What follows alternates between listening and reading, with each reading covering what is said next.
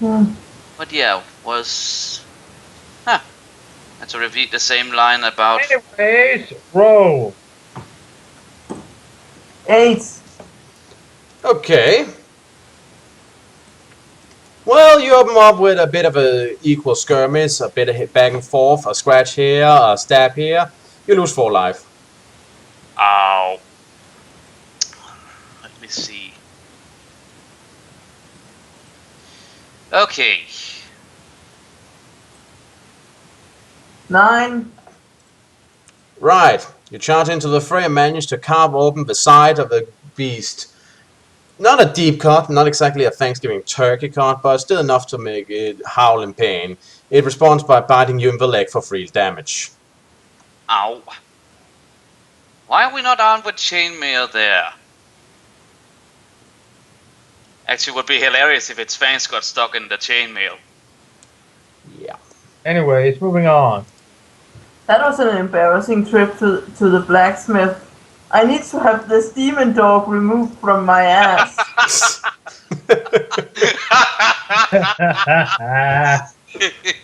Okay, that was a good one. Excuse me, your lordship, but I have to remove you now. 10 by the by. Frank's having a laughing fit again. Okay, Yeah. You manage to dodge an attack as the demon hound surges past you, and as it does so, you inflict a grievous wound to its side. Ouch. 8 Oh, well. again. Okay, it bounces back and charges into you with furious strength. You tumble and roll on the floor for a while before both of you get up. You lose 4 endurance points. Ow.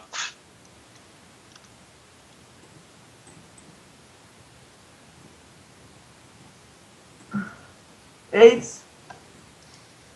And this deadly ballet continues for a while. You lose another 4 endurance points as the two of you struggle like dogs. Or rather, I suppose, in our case, trying to get the fuck out of there. I think Cobra's running out of battle commentary. It's not always easy to find something to describe, especially not when it's just we hit each other for equal damage. 10. Wow.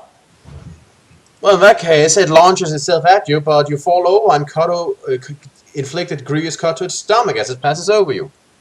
Ah. What did you say? 9. Ooh. It rebounds and you scratch you in the sides with its fearsome jaws. You lose 3 endurance points, but you manage to whack it over the head as it passes by.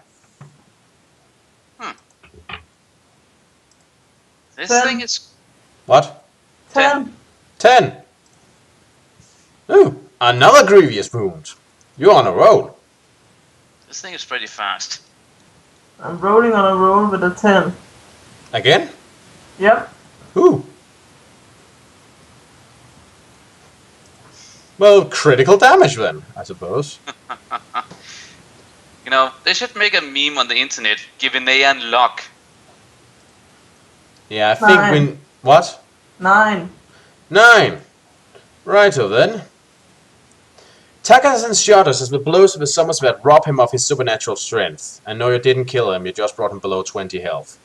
His body becomes pale, almost transparent, and tiny tendrils of smoke curl from his skin as if his body was slowly evaporating. He retreats towards the center of the temple and leaps onto a marble block. There is a chilling howl, and suddenly the shadowy chamber is flooded with a blinding light. Thunder booms and the walls shake. Terrified, Roark and his companions flee through the shattering door and scramble up the stairs. Crackling bolts of white lightning leap from the marble block to tear great chunks of rock from the walls, and the air seized with a clawing stench that threatens to suffocate you. With terror in your heart, you bound up the stairs and escape as the defeated spirit of the Demon Lord vents its spite on the chamber below. So, Roark exited stage left. Better luck next time. No, we didn't even get to hit him. Nope. Dust clogs your throat and the roar of falling stone is deafening as you race towards the surface. When you reach the ramp that leads to the crystal doors, you find it split wide open. A web of cracked zigzags across the two halves, and a growing mound of rubble threatens to seal off the exit. Desperately, you claw your way across the jagged debris, passing the bodies of some of Roark's followers, and diving through the shrinking exit just before the ceiling collapses with a tremendous crash. Just his followers, not Roark himself. Sorry. Huh. Oh well. That would also have been a shame. Then we wouldn't get to hit him. Yeah. Outside, the situation is remarkably calm. Only a slight ground tremor and a sound like distant thunder hints at the incredible destruction taking place inside the temple. The clearing is deserted, and you're beginning to think you only want to have escaped, when you hear horses galloping away and glimpse 3 riders disappearing along a track and heads off to the... It's nearly dark, and they are soon swallowed by the shadows of the forest. Do you wish to follow them, or would you rather ignore them and spend the night here? I say we follow them. That scumbag has to be slain. Oh, who knows? Maybe he'll learn from his mistake and turn over a new leaf and... I don't think Rana bought that. Anyways, which direction did you say they headed off in? Just away. Oh, off to the east, off to the east. The east, okay. Well, we have to go to the northeast, so we can follow them a while, I guess. Well, that's true for following them. Yep. Well, I say we hound this guy like a dog. The track consists of ancient paving blocks, mostly overgrown with moss, but occasionally you hear the sound of a distant hoofbeat striking upon an exposed slab of stone. You follow the trail and are soon engulfed by darkness. Only the sound of forest owls and the flutter of bats can be heard as you make your way slowly through the inky black forest. You've been walking less than an hour when you arrive at a stone bridge. The stream it once crossed has long since dried up, and the empty watercourse is blanketed with dead leaves. You are now very tired and in need of food and rest. Do you wish to stop and rest at the bridge, or would you rather forgo rest and continue along the track? I don't know. We are below half our health. Oh, and well, can we risk losing the guy? I mean, otherwise we might just have to deal with something else he tries and summon. Well, we have tracking, so I guess I suppose we'll be able to follow the trail of the horsemen. I mean, I don't think that many people come by here, so hoof prints from horses should be pretty easy to spot. Yeah. Alright. So yeah, we can rest for a bit. Alright, we rest. Cautiously, you investigate beneath the bridge, and to your relief discover that it is deserted. You're hungry and exhausted after your... No trolls, that's good. Yep. You're hungry and exhausted after your deal and must now eat a meal, so I guess you just grab something. I just grabbed a tree. Nom nom nom nom nom. Oh God! What? Hey, there are enemies. They deserve it. Too tired to continue, you settle down on the soft mattress of leaves and drift off into a deep sleep. Have you any idea how many splinters we're going to have to deal with? The cold blue light of early morning and the sound of a crow cawing in the distance stir you from your deep sleep. Rays of golden sunlight stream through the forest canopy, illuminating the dark grey-green foliage and making your continued trek through the pines a far easier task than last night. You make excellent progress, and at mid-afternoon you emerge from the woods that fringe the eastern border to find yourself staring at the river Brawl and the rolling green sea of trees that is the Mogador forest.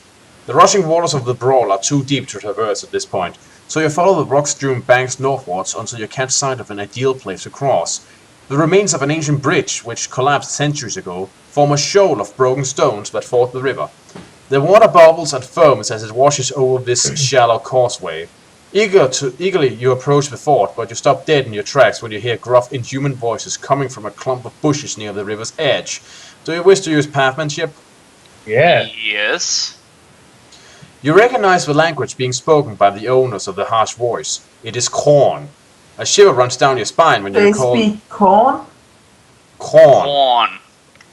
Whatever the hell that is. A shiver runs down your spine. Okay, may I tell them what corn are? You know what corn are? Yeah, they were mentioned before. Some of them fought with the Hammerlander army. Ah, yes, right. The Baron was commanding a couple of them. Yeah. Krone are creatures from the Mogador forest. They're inhuman and misshapen and rather terrifying. Huh.